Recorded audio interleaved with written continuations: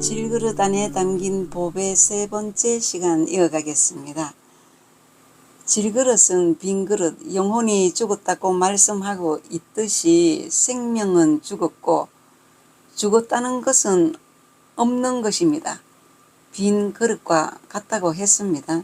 그러나 죽은 영혼이 산 생명으로 살아나야 합니다. 좀 더 쉽게 말씀드린다면 성경에서 죽음이란 하나님이 함께 하지 않는 상태를 죽은 자라 말합니다. 불신자들이죠. 하나님이 나와 함께 거하시면 산 자라고 말합니다. 성경 보겠습니다. 로마서 6장 16절입니다. 너희 자신을 종으로 내주어 누구에게 순종하든지 그 순종함을 받는 자의 종이 되는 줄을 너희가 알지 못하느냐? 혹은 죄의 종으로 사망에 이르고 혹은 순종의 종으로 의에 이르니라 꼭 하셨습니다. 영혼 구원을 받기 위해서는 하나님께서 의로운 자라고 인정하시는 선언이 필요합니다. 이를 칭의라 합니다. 칭의는 인간의 공로에 의존하는 것이 아니라 전적으로 하나님에 대한 믿음에 근거합니다. 하나님의 모든 말씀은 죽이는 것이 아니라 살리는 것이 성경입니다. 죽을 수밖에 없는 세상 모든 사람들을 살리시는 것이 하나님의 뜻입니다. 어떠한 죄인이라 할지라도 하나님께로 돌아오면 살리시는 것이기 때문에 성경은 구속사적인 것입니다. 역사적 실체를 구속사로 보면 그림자, 비밀, 비유, 실체로 나누어집니다. 그 실체가 구속사입니다. 구속사란 하나님의 구원 운동을 펼치시는 역사의 한 축으로 보는 것입니다. 역사의 축이라는 단어는 어떤 특성으로 구분되는 부류를 말합니다. 하나님은 이스라엘을 택하시고 그들의 역사에 개입하시며 그들을 통해 메시아가 오시도록 하셨던 것이 구속사란 뜻입니다. 성경에 대한 구속사적인 해석은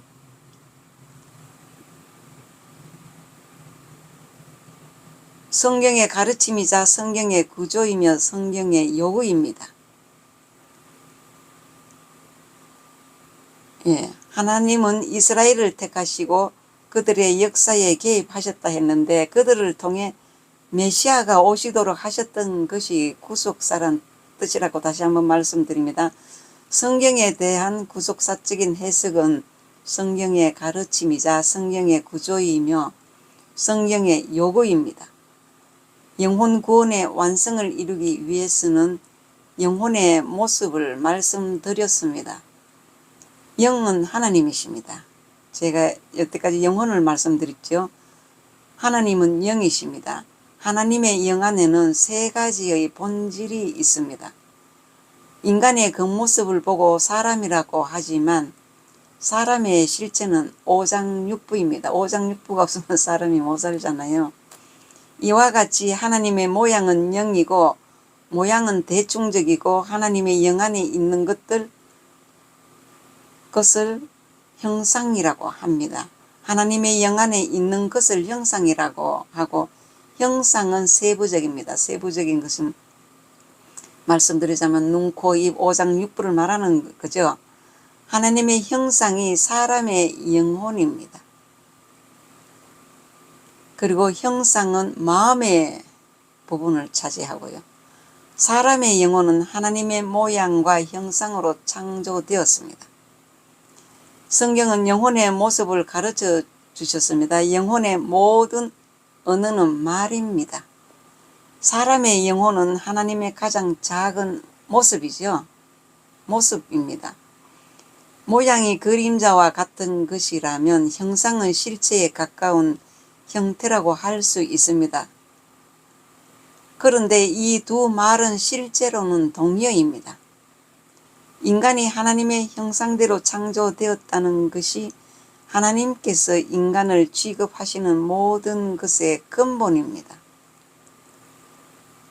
새로운 창조는 사람 영혼의 모습입니다.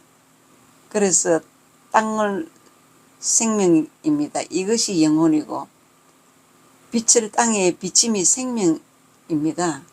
물은 마음을 말하는데 하나님의 말씀을 마음에 새깁니다. 공기는 영인데 사람 육체의 모든 것을 인도합니다.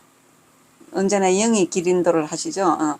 이 세 가지가 영혼이며 하나님의 창조의 모습입니다.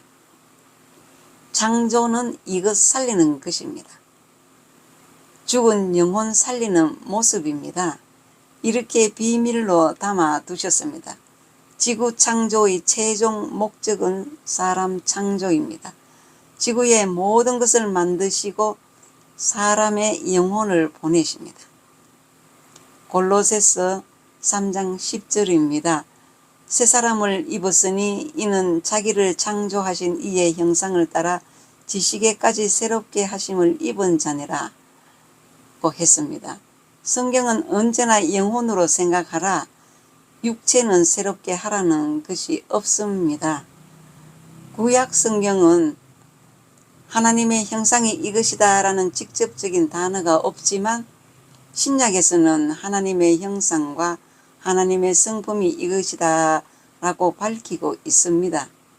그것은 신의 성품이나 형상이나 속성이나 똑같은 것입니다. 상대방 대상에 따라 달라지죠. 그래서 하나님의 성품과 형상을 밝히고 있는 말씀 보겠습니다. 베드로후서 1장 4절에서 11절 말씀 보겠습니다. 이로써 그 보배롭고 지극히 큰 약속을 우리에게 주사 이 약속으로 말미암아 너희가 정욕 때문에 세상에서 썩어질 것을 피하여 신성한 성품에 참여하는 자가 되게 하려 하셨느니라. 그러므로 너희가 더욱 힘써 너희 믿음의 덕을 덕에 지식을 지식에 절제를 절제에 인내를 인내에 경건을 경건에 형제 우애를 형제 우애에 사랑을 더하라. 이런 것이 너희에게 있어 흡족한 적 너희로 우리 주 예수 그리스도를 알기에 게으르지 않고 열매 없는 자가 되지 않게 하려니와 이런 것이 없는 자는 맹인이라 멀리 보지 못하고 그의 옛 죄가 깨끗하게 된 것을 잊었느니라고 하셨습니다. 그 10절 보겠습니다. 그러므로 형제들아 더욱 힘써 너희 부르심과 택하심을 굳게 하라. 너희가 이것을 행한 적 언제든지 실족하지 아니하리라. 이같이 하면 우리 주 곧 구주 예수 그리스도의 영원한 나라에 들어감을 넉넉히 너희에게 주시리라 고 말씀하셨습니다. 형상은 성품으로 번역할 수 있는 단어입니다. 하나님의 형상이라는 것은 신의 성품입니다. 잠시 신의 성품은 베드로후서 1장 4절에서 7절이고 하나님의 형상이 나오죠. 지금 말씀드리는 것처럼 베드로후서 1장 4절에서 7절에 보면 맨 처음에 믿음, 덕, 지식, 절제, 인내, 경건 이렇게 쭉 피라미드식으로 단계적으로 올라가서 다 해석으로 되어 있는 것입니다. 그 믿음은 신앙의 기초지요. 결단을 더하는 것이고 예수님에 대한 믿음이고 덕은 탁월한 자질, 인격, 용기 이런 것을 가지는 것이고 8가지의 믿음이 공급을 하셨던 이 말씀 내용 베드로후서 1장 4절에서 7절까지 읽으시기 바랍니다. 갈라디아 5장 22절에서 23절 보겠습니다. 오직 성령의 열매는 사랑과 희락과 화평과 오래 참음과 자비와 양성과 충성과 온유와 절제니 이 같은 것을 금지할 법이 없느니라. 하나님의 영의 모습은 세 가지의 보물이 하나의 구조로 되어 있다고 했습니다. 세 가지의 본질이 뭐냐? 이 세 가지 구조에 대해 상세히 말씀드리겠습니다. 이 설명을 해드려야만 영혼이 먹는 양식이 되기 때문에 영혼이 먹는 양식이 뭐냐? 예수님의 생명이 우리에게는 영원한 생명으로 살아가기 때문에 양식이라고 합니다. 그 첫째, 영혼 안에 생명이 있습니다. 생명은 하나님의 영의 본질 중 하나입니다. 권한은 파워, 힘입니다. 생명의 힘이 일정치 못하면 하나님의 창조에 문제가 있는 것입니다. 생명이 영원하기 때문에 영혼은 영원히 죽지 않습니다. 세상 모든 것은 하나님 안에 있는 생명에서 시작됩니다. 요한복음 1장 4절입니다. 그 안에 생명이 있었으니 이 생명은 사람들의 빛이라. 이 생명이라는 것이 죽고 사는 문제이기 때문에 우리 영혼에 있었어도 죽은 영혼, 산 영혼이 있다고 말씀드렸습니다. 땅은 생명이며 영혼입니다. 구약에서 영혼 개념은 생명입니다. 신약에서 보여주는 영혼의 모습은 생명, 마음, 영이며 그것을 담고 있는 그릇이 육체입니다. 육체의 생명을 설명하고자 영혼의 생명을 말합니다. 첫째, 육체는 영혼을 보존하기 위한 그릇이고 지구는 사람을 보존하기 위한 그릇입니다. 물은 땅을 보존하기 위한 그릇이며 공기는 물을 보존하기 위한 그릇이고 대기권은 공기를 보존하기 위한 그릇이고 지구의 자전은 대기권 안에 있는 모든 것을 보존하기 위한 그릇입니다. 그 다음 지구의 공전은 지구를 보존하기 위한 방법, 지구 창조의 최종 목적은 사람 창조라는 것으로 제가 7가지 개념을 설명드렸습니다. 지구의 모든 것을 만드시고 사람의 영혼을 보내십니다.